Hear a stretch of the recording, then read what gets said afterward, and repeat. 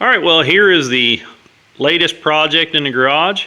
This is a Smokercraft with a 35 horse Johnson, and I've had the boat and trailer for a couple of months. Redid the trailer. You subscribers, you saw some videos I did on the trailer. I redid the trailer. I put the boat back on the trailer, and then I've got it in the garage now. And I bought this thing a couple of months ago with the intention of using it this season yet. I don't think that's going to happen because I think this is going to be a pretty fair-sized project. Maybe this fall. I don't know. We're early part of July now. Be nice to get this done and maybe fish this fall out of it. We'll see how bad this gets. The floor in it is supposed to be it's supposed to have been redone a few years ago. I walked around in it. Feels pretty solid, but I'm going to go ahead and rip the old floor out, and we're just going to start from scratch. The wiring is atrocious on this thing. There's nothing worth saving there. The controls should be good. He said he replaced those controls a few years ago. Apparently there's some kind of plastic gears in there that broke or stripped out, and he bought a replacement set and put those on. So the controls should be in good shape. The engine runs great.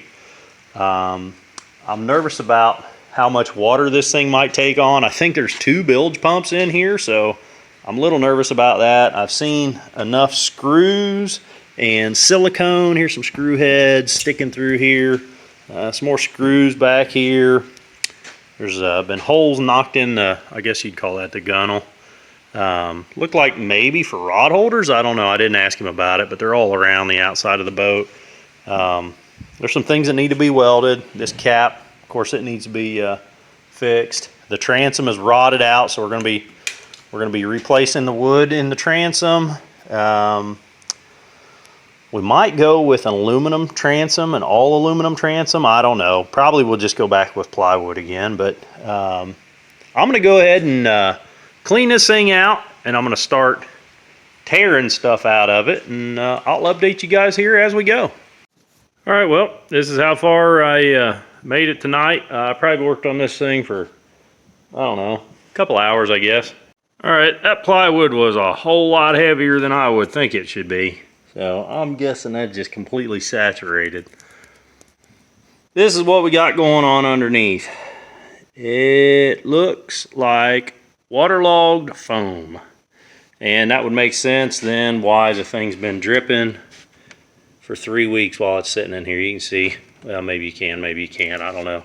There's water back there right up to the bottom of the plug holes. It's kind of dry up on top here, but as I stick my finger down in it, I can feel it wet. Let's, yeah, there you go. Okay, so that's why this thing is still dripping after 3 weeks. So all that foam is going to have to come out. There we go. You can really see how that transom's got a bow in it. 61 holes in that transom besides the drain plug. Found a crack in the hull up here. I noticed it. I noticed daylight up in here, and I come around to the outside here. You can see where somebody's gooped some putty or something, kind of half-assed. It probably held for a little while, but I'm sure it didn't hold long. Looks like something green there, and I'm gonna guess that gray is probably JB Weld. Then we come over here, and I don't know, there's some kind of hard clear stuff. I don't know what the hell that is, but this ring here has got a lot of wiggle, and I'm guessing that this seam is leaking right in through here. So this is the tool to use for breaking up this foam and stuff. This is just a floor scraper. It's kind of like a garden hoe, only it's just a straight flathead.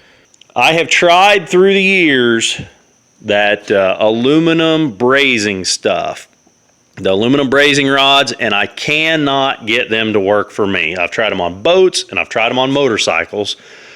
And I once had, when I was a young guy, hell, this has been 20 years ago probably, old boy down the road, he's passed on now, old Dino. He's a hell of a good guy, I sure miss Dino. He told me that the only people that can get that brazing stuff to work are the guys that sell it. And it just about holds true. If you can get lucky with that stuff, more power to you, but I have given up on it. So what I'm going to use is, wife bought me a new toy. I'm going to go ahead and I'm going to be practicing with this thing. I'm going to go ahead and start with these corner brackets. These come off the back side of the boat. These need welded. The corners are cracked, and on that one and that one. Well, here's my first welds. These are those corner plates. So I think the next thing I'm going to do is I'm going to try to come over here to this transom and see what I can do on that.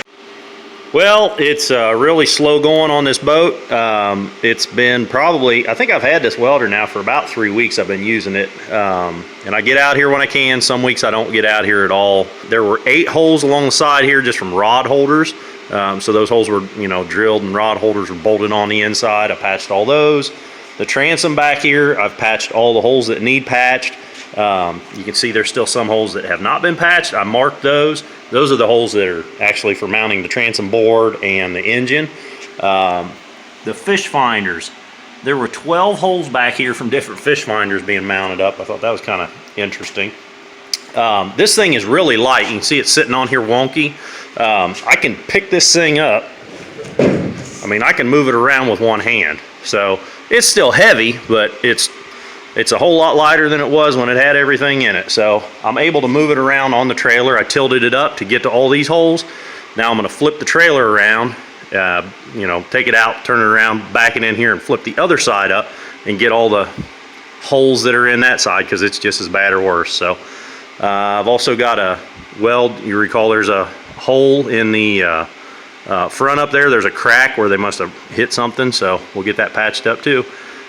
This little AHP welder, this is the first time I've ever welded aluminum. This is the first time I've ever TIG welded, is this project, and I'm very happy with it. So if you guys are thinking about an entry-level welder, this is the Alpha TIG 201 XD, and so far so good. Playing with fire, putting as much heat as I am where I'm at. You can see that sealant starting to ooze out a little bit. That might be kind of a good thing, kind of melting that stuff, because if maybe there was a crack in that sealant before, and I'm kind of hoping that, by warming it up, it's going to kind of liquefy it again, and then that'll help to reseal that seam. You put a little water in here and you crawl up underneath of it and just look for where the drips are coming and put a mark next to that rivet. So this boat originally, the transom board, I think was 1 inch thick. Now, the old board, as I measured it, it varies anywhere from 1 inch to 1.25 inches in thickness. Most guys would put a piece of plywood in.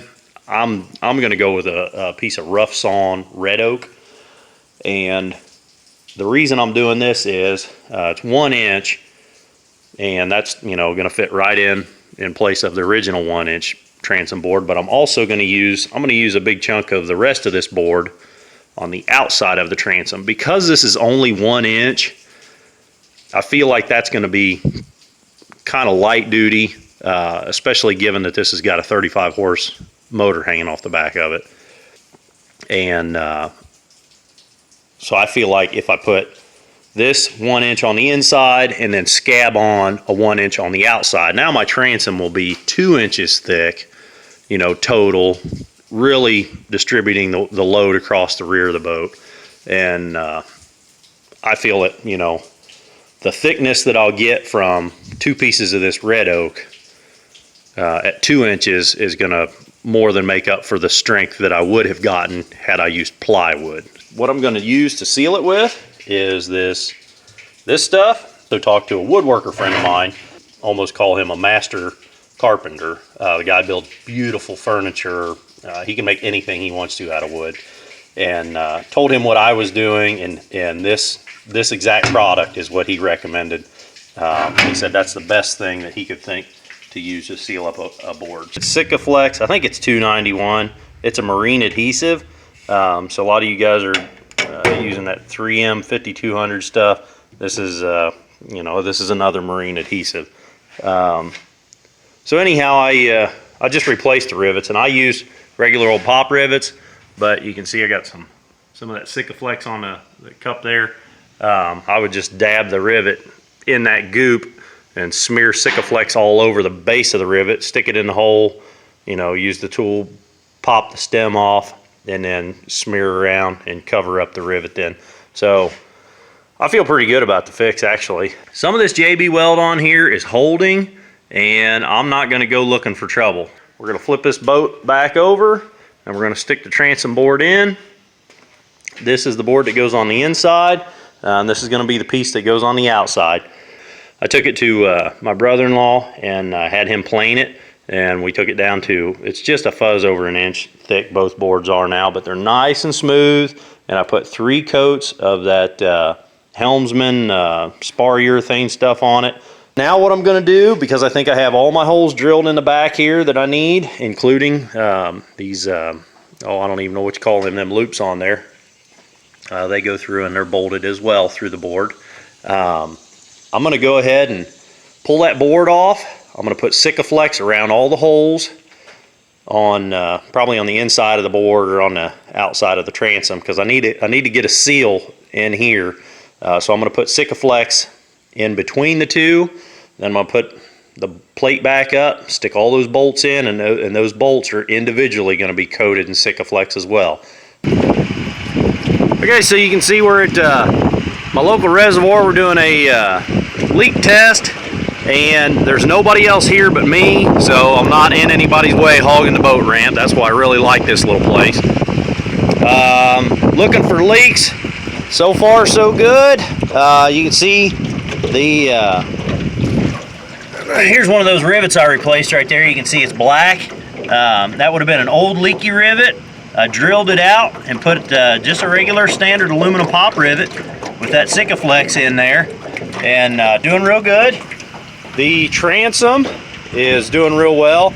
When I first backed in, I left the straps on the back of the boat to the trailer so that it was anchored to the trailer still, and that allowed me to sink the transom pretty significantly. And I wanted to see all these bolts up here get wet, and I don't see any water coming in back there at all. So I'm pretty happy with what I'm seeing here. So I've got carpet. This is the cheap stuff from Home Depot. This outdoor gray carpet actually looks pretty good, you know, for boat carpet. I picked up some 3/4 inch sheathing for the floor, non-treated, and I picked up some, I think that's 19/32, and I think I'm going to cap the gunnel with carpeted. It's just a fuzz over 1/2 inch, and that way it'll do 2 things. It'll clean up the appearance, you know, for all these holes and shit, because, you know, the top of this thing looks pretty rough up in here. So it'll make it look better, and it'll also be a whole lot more functional, because then you'll be able to just screw rod holders or whatever. You put a fish finder on, you can just use wood screws then to fasten them. So I think I like that a whole lot better. So make it look better and be more functional. So it's a win-win. You will also notice that the boat is not white and nasty and blue and gray and burn marks from welding. I would normally be the last guy to paint a boat, because painting a boat it's just something else to get in the way when you got to repair the thing again. You know, now I'm going to be sanding out paint when a rivet starts leaking or something. But anyhow, it was just disgusting looking. I just could not help myself. So I painted that with Rust-Oleum Smoke Gray, gallon jug, and cut it 4:1 with acetone. So I painted the outside and the walls and everything on the inside. Well, there's the foam. I got the first piece cut, laid in there, just laid in there. It's not fastened in because I need to take it back out and paint it yet, but that way I can measure for the front piece and make sure that it is the same as the old piece. I saved the old floor to use as a template for the new floor, and that's exactly what I'm doing here. And I'm going to paint all these boards with oil-based paint to try to seal them up. These is not treated plywood. Well, everything's gray. Top and bottom, multiple coats, should be sealed up pretty good. Alright, well, the floor is screwed down, and I used exterior grade deck screws to do it with. I bought this stuff at Home Depot also, indoor-outdoor carpet adhesive. I'm going to try to use that kind of sparingly. Well, you can see I got the carpet put down there, and I did not use adhesive on the bottom. I used my pneumatic stapler and 1/4 inch wide, 1/2 inch long crown staples and my little Campbell Hausfeld pneumatic stapler and put the carpet down. I pushed it. I started up at the point, and I made sure I had enough up both walls. Of course, I had a whole bunch extra on this side. I had enough just to do what I want on this side and not trim off too much. Started up there, and I pushed all the wrinkles and stuff out this way. The floor laid down real nice. Then went around and trimmed the side up just a little bit to kind of cover that crack between the wall and the plywood where the joint was not perfect. Used the carpet adhesive then just along the sides in that 2-inch tall strip there. I'm not thrilled with how well that adhesive performed. After I got the floor done, we're going to call it good. And then I moved on to these panels that I put on the gunnel. And all these are, again, it's that 1932 plywood. I'm going to bolt these down. I'm going to bolt them into the metal underneath. This panel on the front here, I put in, this is, again, a piece of that 1932 plywood. And that's replacing one of the few pieces of wood that was in this boat originally. This was a wooden panel here, and it had completely rotted away. So I took all the screws out. I put in, again, new exterior deck screws on that trim piece there. And then where it was screwed into a backing plate, I used just a bolt on each side. So this really stiffened up this front end. This front end was real flimsy before, but man, that one board does a lot of good up here. So that being said, I'm going to go ahead and cover this up too. And I made this panel a little bigger. It hangs over a few inches, and I thought that'd be good for as much stuff as you like to mount to the front of your boat. Of course, have a trolling motor mounted up here. That's going to take up a big portion of this. A lot of guys they like to put a fish finder up there, and when you're sitting up here, it's nice to keep your crap laid out, so you can even put a tackle box up here. That made a nice little platform up front. I think that's going to be a real handy thing there. So I'm really happy that I'm covering the gunnels and the front up with this. Makes it look really nice too. So I'm going to get this bolted down, and then we're going to move on to getting that engine mounted on here. Anyhow, that's where the motor used to be, or the engine. I got it back on the boat again. The old console was not going to work out. It's rotted and nasty, and I thought about rebuilding the wood, reusing this metal, and it's going to look like crap if I do. So I built a new one out of wood, and it's going to look slightly better. You can see I've got it painted there.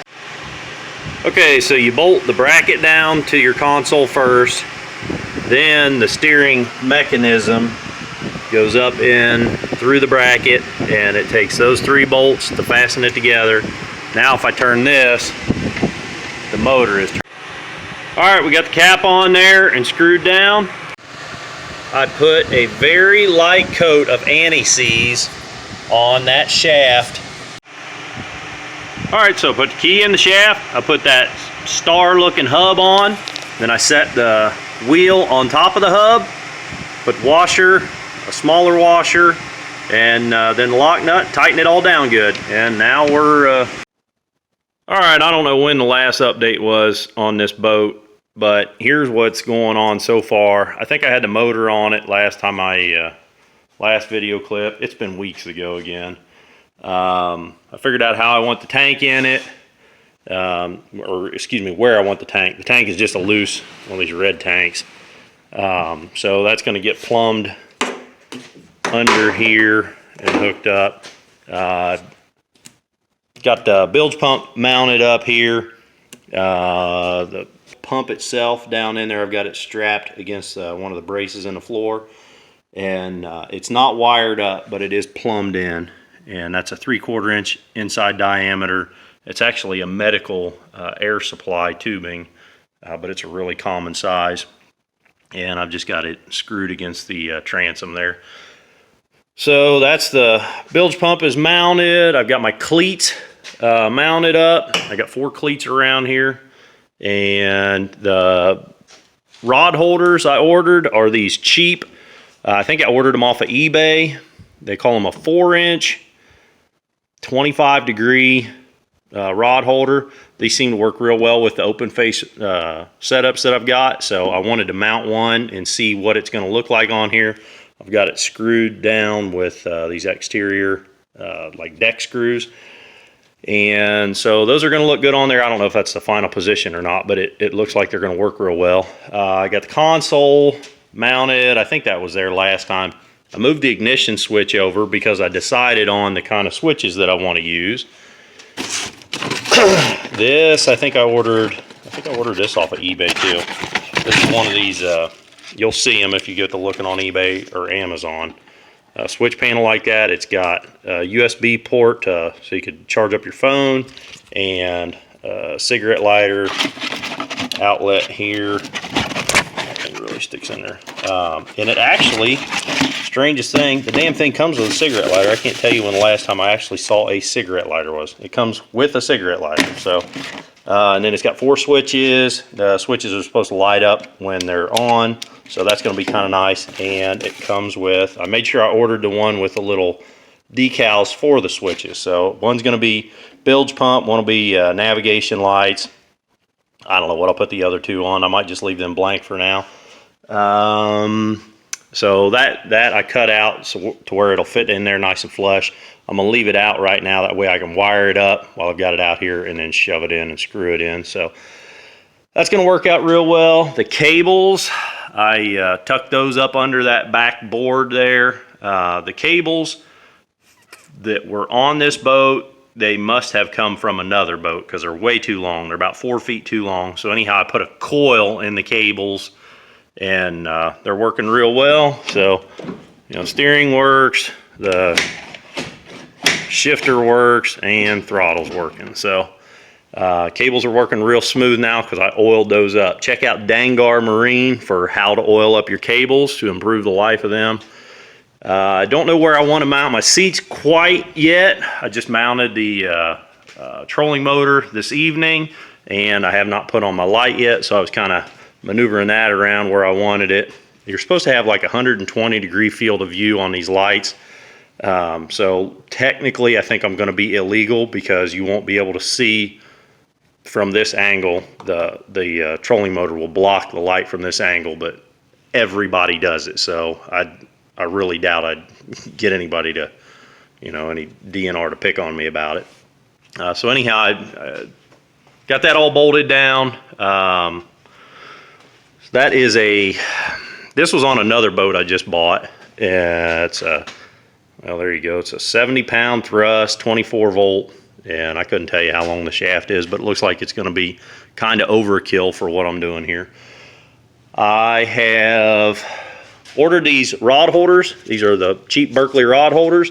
I'm going to mount those against the sidewall here, and rather than screwing into the sidewall, I made myself up a couple of brackets and painted them. Those are wet, just out of some flat bar, 1/4 inch by 1 inch. 1/4 inch thick is overkill, but it's what I had on hand.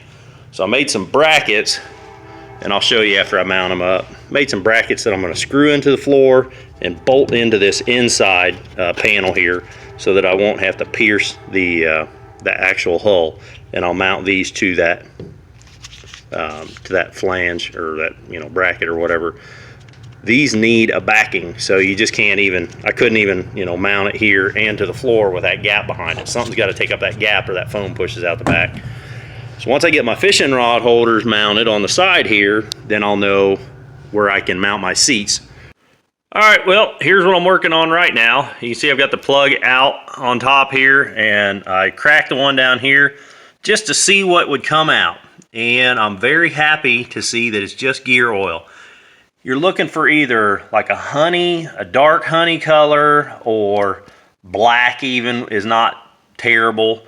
What you don't want to see is gray or milky white looking, which would mean that you've got water in your gear case.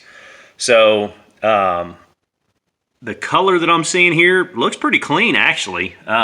It could be a little better, so it's probably been overdue for a change.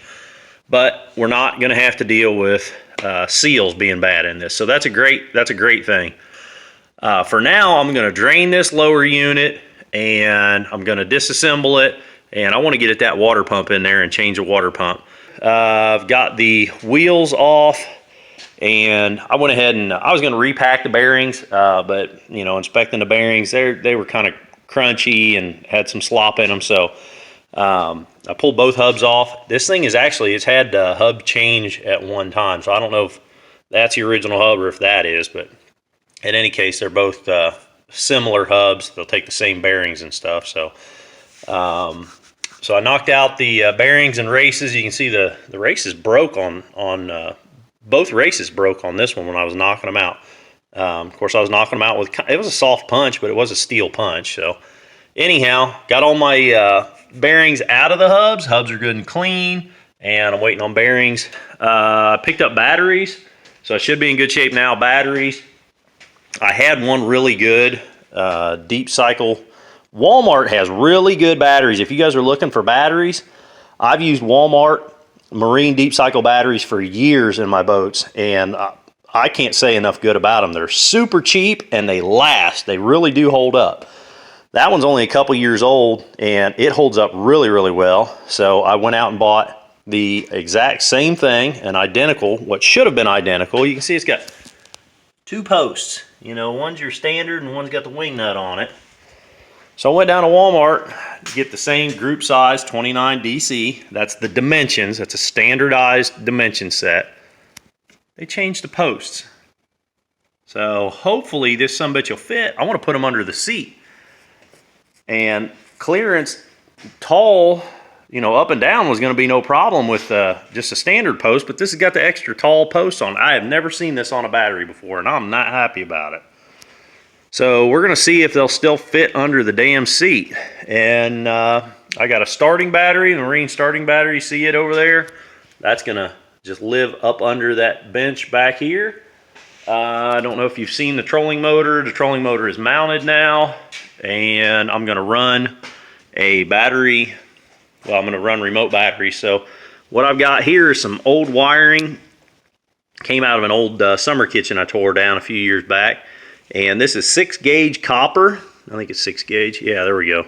6 gauge copper, 2 strands. Got a ground strand in there, but I'm not going to use the ground, but I am going to use just those. So that ought to be plenty heavy to carry the load from the 2 batteries. All right, well, it's a few days later, and I don't know if you saw that lower unit off the thing or not, but I put it back on and hooked it all back up, so we're good. We're good back there. I took it off, put it on in the bench vise, took the water pump assembly apart, and made an executive decision to run it with the parts that are in it. The impeller looked really, really good. So I just cleaned up the shafts, the shift shaft and the drive shaft where they go through the seals in the lower unit. Cleaned those shafts up real good, greased the heck out of them, greased the heck out of everything, stuck it all back together. It might bite me in the ass, but that's a risk I'm willing to run based on the cost of those parts. So we'll see if that pans out for me. I'm going to go ahead and pull this propeller off, make sure there isn't a bunch of fishing line wrapped up around there that could cause this seal to fail. Yeah, just simply, preventive maintenance. I noticed that some redneck put a, looked like an 8-penny nail in here in place of a cotter pin. Please don't be stupid and do that. That's kind of a pain in the ass to get those back out. Cotter pins pop right back out pretty easy. A lot of times you can reuse a cotter pin. If you're going to go through the trouble of disassembling this thing for whatever reason, don't use a nail. I don't know. It's one of my pet peeves. It's a sign. I don't know. It's a sign of someone who does not take pride in their work, and it irritates the shit out of me. All right, well, here I am working on the electrical. I'm trying to do as much as I can on the bench before I have to climb up under the console and do everything while I'm laying on my back and up, over my head. The navigation lights, I drilled my hole for my little baby navigation light here. Hopefully this thing will hold up. We'll see. It was cheap. It was like $10 on Amazon, I think. And I have figured out how I want to do the light on the back here. I made myself a couple little holders for the rod so that it'll be out of the way. Let's see if I can get it in there. So the rod will be out of the way when it's not in use. It's going to tuck up behind that board, and it's got a coil of wire. It's got like a pigtail looking wire inside of it. I'm going to keep it wired in all the time. It won't be disconnected here. but I've got the holder for the rod mounted here. I'm going to run the wire up through it, and then, you know, when you need it, it's here. It's kind of out of the way when you don't.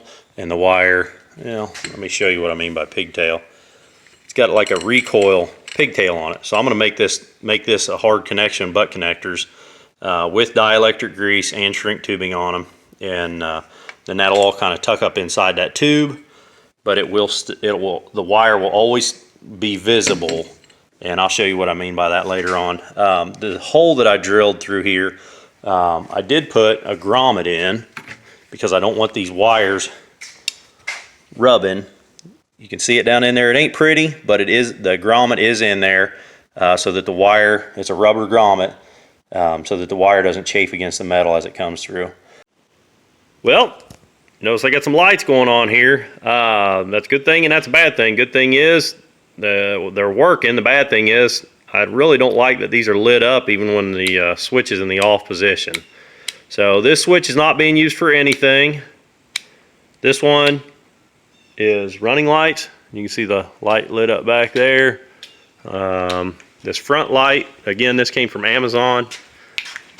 So far so good on that little thing. It's lighting up real well. I kind of like that. That's a LED light. This one here, you can hear the bilge pump running. There you go. And this one, that's the horn. So you can see the rat's nest that I've got coming out of the hole in the dash here, or console, whatever you want to call it. I went ahead and wired everything up outside of the console just to make it easier on me standing here and doing it. You'll also notice that I did end up using 2 of these terminal blocks, and it just got so crowded trying to use the one that I just designated it negative. And this other one, I went out and bought another one, designated it positive. I tested everything. The fish finders both work. That one comes on. Those are wired in all the time. Of course, they're not on a switch. Well, there you go. There's the finished product on all the electrical. Everything tucked up under real nice. A few zip ties kept everything tucked up under there. The 2 terminal blocks are actually screwed to this board, you know, on the inside of the console there.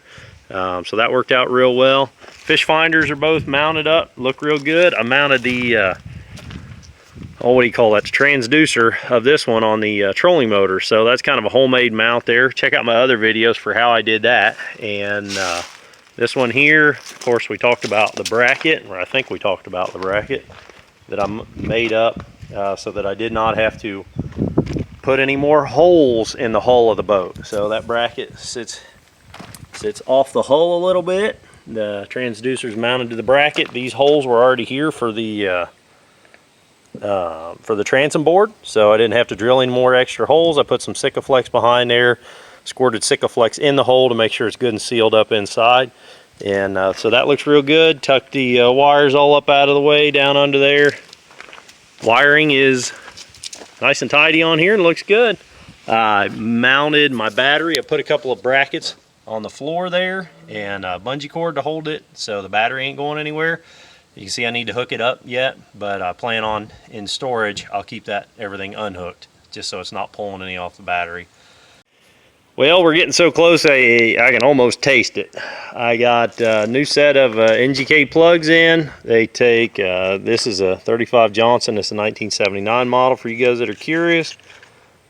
Takes a 5626 BUHW-2. Don't have to worry about gapping them. These are the marine spark plugs. They're I don't know what you call that, the ground. There's no ground tab on them or whatever, so nothing to gap, so that's really nice. I really like NGK plugs for 2-strokes especially. I use Autolites or Champions or whatever on them old tractors, whatever you want to, but when you get the 2-stroke stuff, stick with the NGKs. It's a good brand. I've got it low. I've got the lower unit completely submerged. You want to keep in mind that where the water pump is on the thing. So the water pump is kind of at the split where the lower and the middle shaft come together there, or whatever the hell you call this upper shaft. Right there at that joint is where your water pump sits. The water pump has to be submerged. It won't it might pull just a little bit of water up, but you really should submerge it. And the reason I'm going to run it in a barrel and not on muffs, I got a set of muffs in there. It's more convenient to run it on muffs, but muffs can give you a sort of a false positive reading on your water pump. So muffs work on water pressure coming off your garden hose. If your water pump is shot, it could be that if you've got enough pressure coming through your garden hose, you could be pressurizing the whole system with the your garden hose. Your water pump might be shot, but with a water pump pushing water into the thing, it might be, the telltale might be peeing, and the water pump isn't even working. It could just be that your garden hose is pushing water through the system. So running them in a barrel will give you a better idea of the health of the overall thing. So just keep that in mind. I don't run them in a barrel every time, but you know, it's something to keep in mind. I didn't do anything to this engine. I bought this thing back in June. It's almost October now. It's been sitting since I brought it home. The guy fired it right up when I was there, so it seemed like it ran pretty smooth. I dumped out all the old fuel. I drained the line, got all the old fuel out of the line, mixed up 1 gallon at about 50 to 1. I mixed it a little bit heavy on the oil, so it's probably closer to 45 to 1, something like that.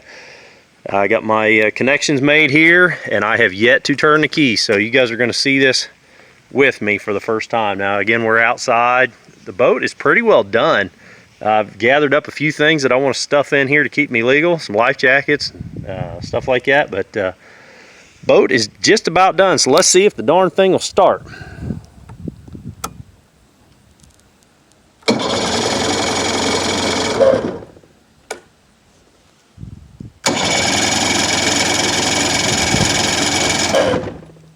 Well, that's no good. About a little throttle.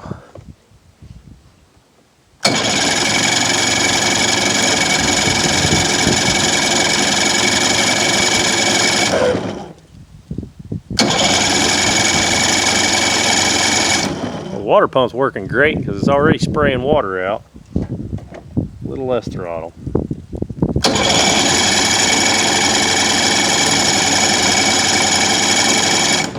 Well, looks like I got some tinkering to do.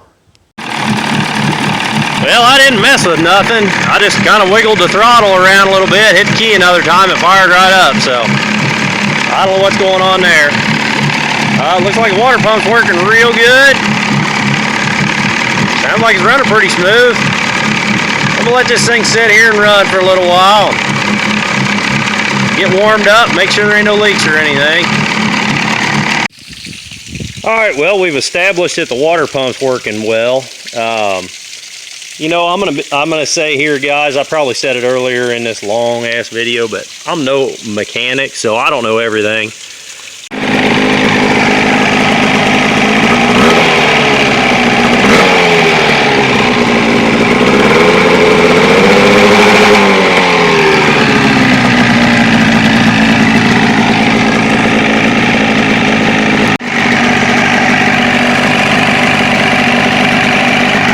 If you can hear me or not, but upon inspection, after I shut it down that last time, I realized there's water in there.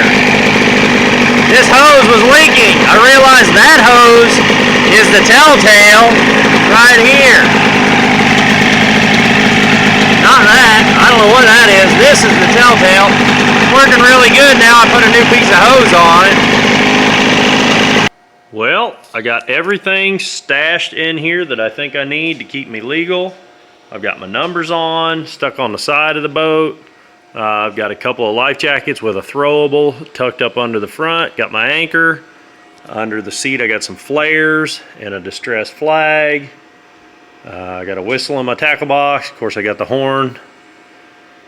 So I think I'm ready to go until I can find a 3-bank charger at a reasonable price. I'm going to charge up these batteries individually with just my 1 battery charger.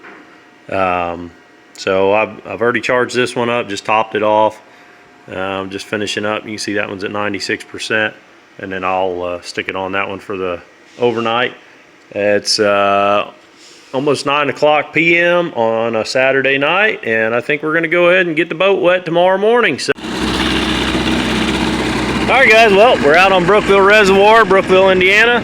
It's a maiden voyage. I just left the boat ramp. I'm happy to see that there's no water at all down below. We got a good stream on our telltale. This thing is running smooth. I've only run it a couple hundred yards just around that point from the boat ramp. Lake is nice and calm. There's actually 2 walleye tournaments and a bass tournament going on, so I'm shocked. I did not use my normal ramp because I think 1 or 2 of those tournaments are out of that ramp. I can't believe the lack of boats I'm seeing, so maybe they know something I don't. Let's give her a little test drive.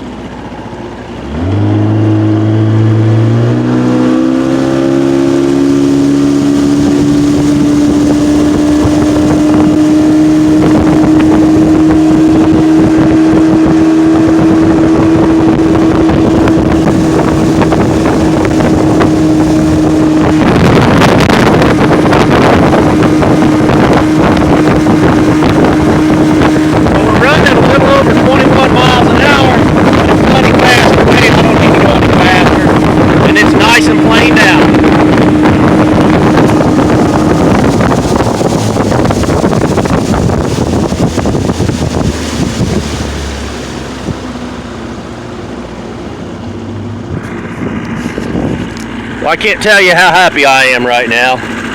This thing fired right off. Hit the key first time, fired right off. So that trouble I had yesterday, hell, had been the first time it started in months. So get the crap worked out of the carburetor. I'm tickled to death. I'm gonna see if I can't catch some fish here, guys. I'm gonna go ahead and deploy my trolling motor. I'm gonna do a little trolling around here. It's a flat, pretty shallow.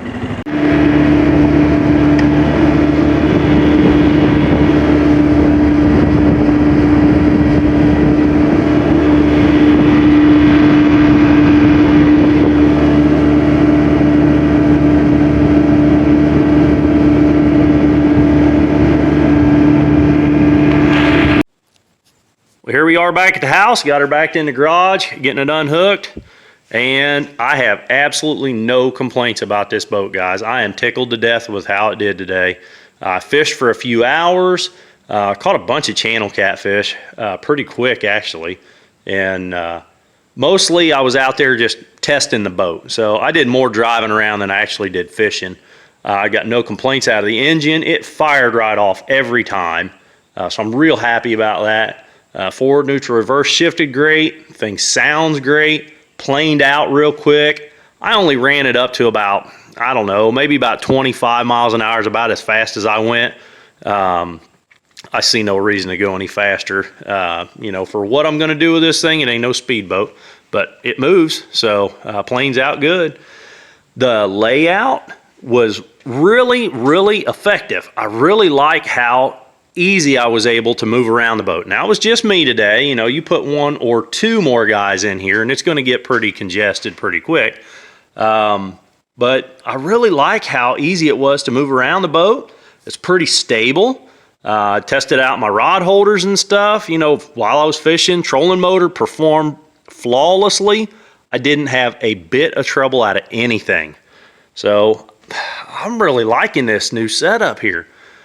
If I helped you with this video, guys, click that thumbs up button. If you want to see more videos of me working on this kind of stuff out here in the garage, you never know what I get into. Click that subscribe button. And until the next video, guys, keep on tinkering.